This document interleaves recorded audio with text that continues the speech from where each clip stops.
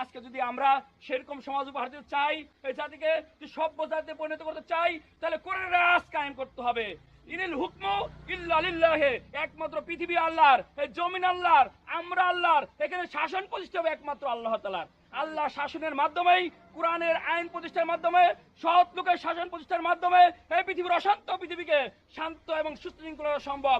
অন্য কোনো মন্ত্রতন্ত্র দিয়ে এই পৃথিবীর উশৃঙ্খলা থেকে বন্ধ করে শান্তি সমৃদ্ধি করা কোনো মতে সম্ভব হবে না। তাই আমরা আসুন, আমাদের বাংলাদেশ জামাত ইসলামের পক্ষ থেকে আমাদের হারুন রশিদ স্যারকে 5 এপ্রিলের আগামী আসন্ন নির্বাচনে প্রার্থী ঘোষণা করা হয়েছে, মনোনয়ন দেওয়া হয়েছে।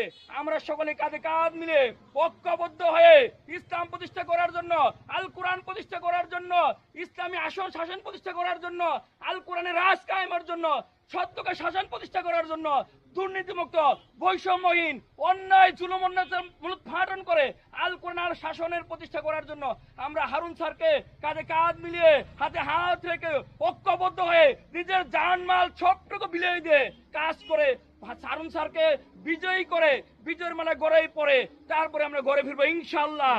মহান আল্লাহ তাআলা আমাদের সকলকে সুস্থতার সাথে তার দ্বীনি কাজ আঞ্জাম করার তৌফিক দান করুন।